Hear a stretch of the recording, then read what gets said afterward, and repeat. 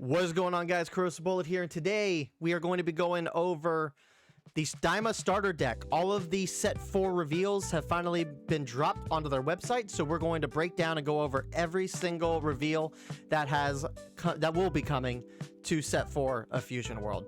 In this one, we're going to start with Daima Goku. The Daima decks are usually really easy to get through, and sometimes, depending on what is in the starter deck, it may be stuff that's going to become staple going into the actual set list for the next set. So we're going to break down the Daima starter Goku stuff, see what in here is going to be pretty good, pretty viable going forward, and kind of go from there. So let's kind of get into it. So we're going to start with the Daima Goku, where on his front side, he is nothing special, like always. I think I'm waiting for the day that any of these leaders will actually do a little something extra on their front side instead of just critting or awakening a 3 cards or 4 cards, but the day will come eventually. But that said, on his awakened side, when attacking, he draws 1, and then activate main once per turn. Choose up to one of your battle cards, and it gets 5,000 power for the turn. Then choose up to one of your opponent's battle cards, and it gets minus 5,000 power for the turn. So, I mean, I've talked about this guy at length in previous videos. I think this guy is pretty good. I would personally say that he's a little bit of an upgrade from Starterku. Yeah, you're not really getting like the defensive aspect of what Starterku is able to do for your cards, but my approach to these builds and stuff like that has always been that, you know, swinging neutral or swinging into at power with your battle cards is not very effective in a lot of cases, because at that point it usually costs only 5,000 combo power or something to get out of it.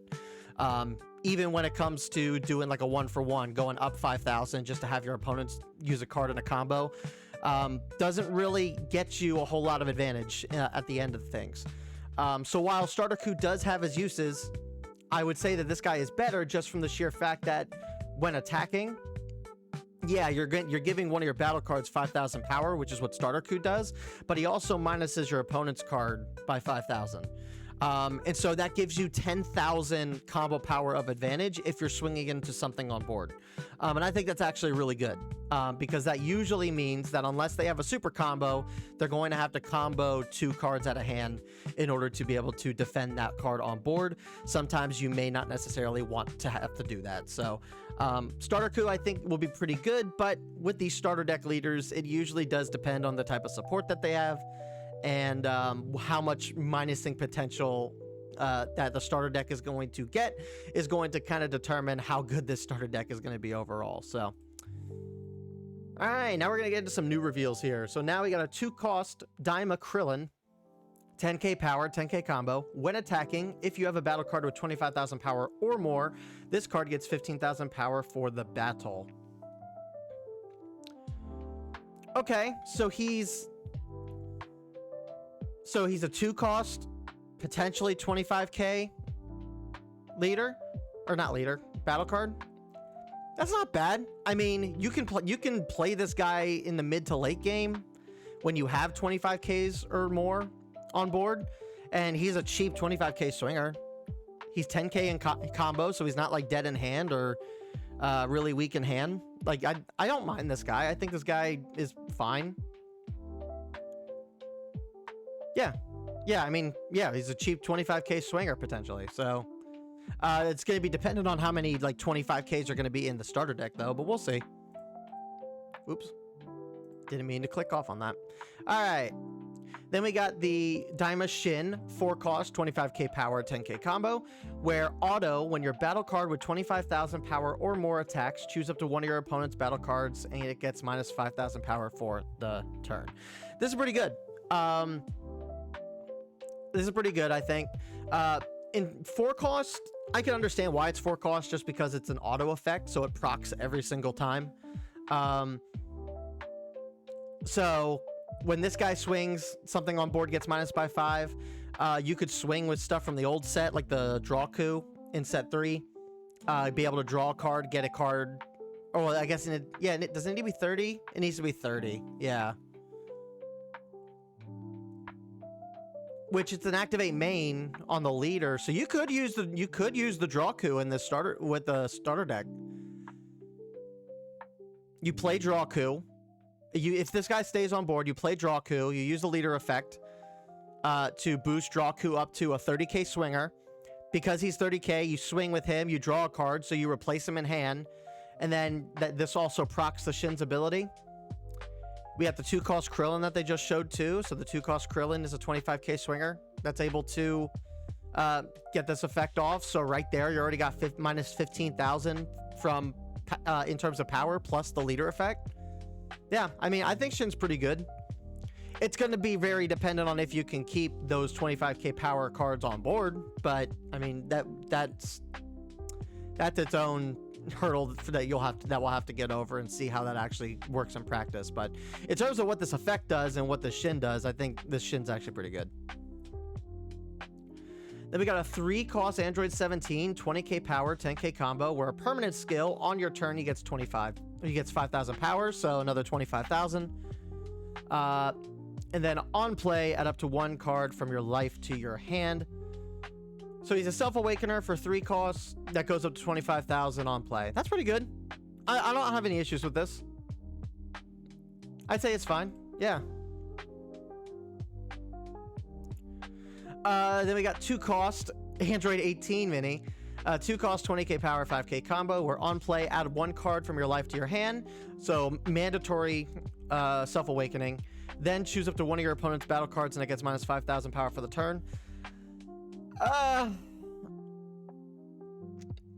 It's cheap. It doesn't facilitate the 25k for the Shin, which I feel like this deck kind of wants to play around. And the minus 5,000 for the turn on play, I feel like it's a little weak. I think they could have made that 10,000 and that would have been fine. Like, the stat line, I don't think is all that great. Personally. Yeah, this could have easily been a 10 because it's a 2-cost for 20k power. If this was 10k and they kept this 5k, that's fine. But if this is 5k, I would say that this should have been 10k. Yeah, I'm not sold on this. It could be fine. I mean, it's a Self-Awakener for the Starterku or starter Daima leader, but nothing crazy. Then we got the Double Striker. 5 cost, 35k power, double strike, 0 combo. When attacking, choose up to 1 of your opponent's battle cards with 20,000 power or less and KO it. I've talked about this card at length too. This card, I don't hate this card because sometimes it is just better to just remove a card outright rather than having to like spend the resources to minus down. But there's so many cards in the game with on KO effects. So the KO effects, this is going to like proc everything that you try to KO. Unfortunately, yeah, so I mean that's unfortunate. And honestly, the Double Striker from the starter deck in set 1, I think is just better because of the minusing aspect of it.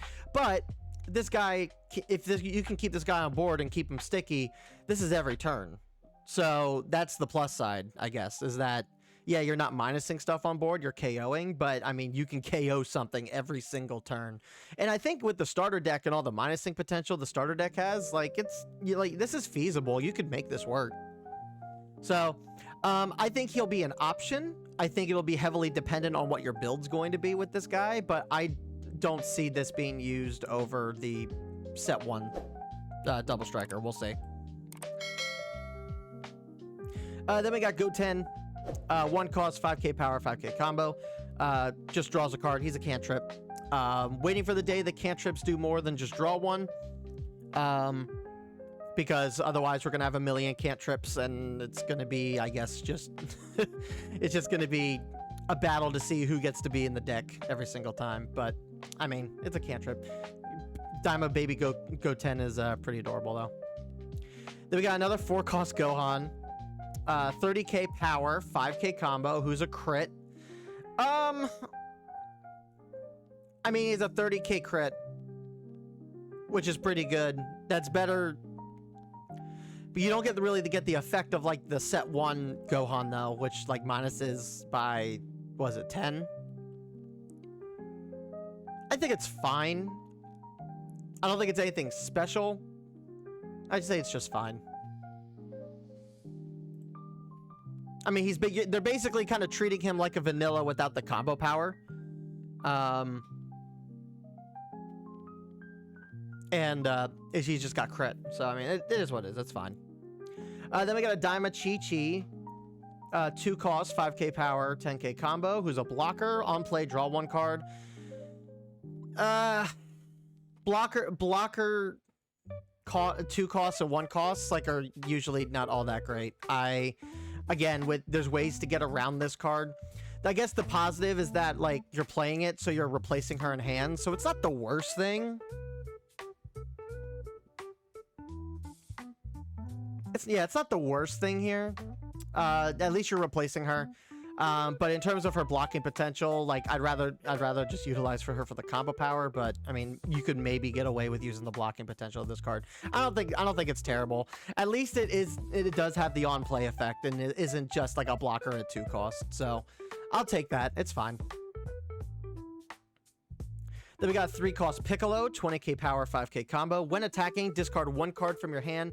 If your leader is awakened, choose up to 1 of your opponent's battle cards with 20,000 power or less and KO it. I mean, again, discarding a card from hand, I don't know if that's... Ugh. Stat line, I mean, the effect is strong. If your leader is awakened, choose one of your opponent's battle cards with 20,000 power, KO it. That's every turn that he's able to swing, but you're discarding a card every single turn. So if you're not playing something that's going to recur that back to hand, I could see this being a little problematic, because red in the mid to late game doesn't really have a whole lot of draw power. So I'm indifferent on this. The effect is strong. It's similar to the new Double Striker. You're KOing something on board every turn that this guy stays on board. But he's not all that hard to... He's kind of hard to defend. And then discarding a card kind of sucks. I'm indifferent to negligent on this guy. I don't know how I feel about this guy. Again, the minusing potential of what the Daima Starterku is supposed to be doing, I think, is like why they built some of these cards the way that they did, and I think that's fine for what they're doing. But I don't know. The discarding a card, I think, is a little costly for an effect like this, personally. All right, then we got Flying Nimbus. Hey, Flying Nimbus returns. 1 cost, activate main, choose up to 1 of your battle cards, and it gets 10,000 power for the turn. Then, if your leader has Son Goku in its card name, draw 1 card. For 1 cost, this ain't bad. So for 1 cost, you're boosting something up by 10,000, and then if you have any Goku leader, it's a draw 1. That's a cheap power-up card. I don't hate this. Replaces itself in hand, boosts something by 10. That's fine.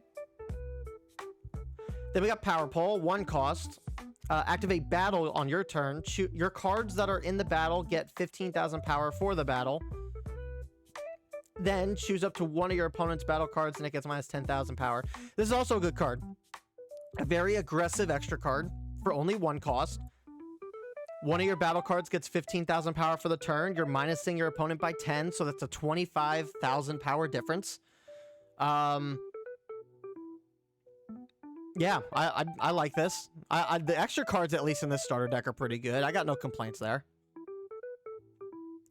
And then to wrap this up, really weird choice by the devs or the card creators, but we got reprints from set 1 and 2, I guess. Wait, no, was Kaba set 1? Kaba was set 1. Interesting. So yeah, 4 of the cards in the starter deck is reprints. I don't know how I feel about that.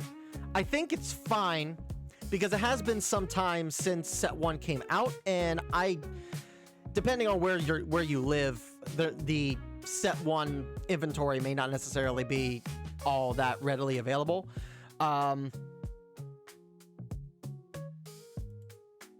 So I'm not sure. I'm not sure. I mean, I think it helps to fill out the deck, and I guess it kind of facilitates like warranting the starter deck. But I mean, I think this was in the starter deck. Let me see. What's the code in the bottom right corners here? Oh, the TN was too. So were all of these? Okay, no, that was the booster, and then this was the booster. Yeah, so 2 of these cards came from the set 1 starter deck. So I guess if you didn't get the set 1 starter deck, you can get these cards back, which I think is fine. If you weren't able to get set 1 product, getting these is fine. I think it's okay. Obviously, I think the reason why there was some, we'll get into it in a later video, but the reason why the alt art and the god rare for the red MUI Goku is the same artwork, and why some stuff like this is in here is due to the fact that next set is set 5, and it's the 1-year anniversary of Fusion World. And I think they put a lot of the budget that could have gone into this set and these starter decks.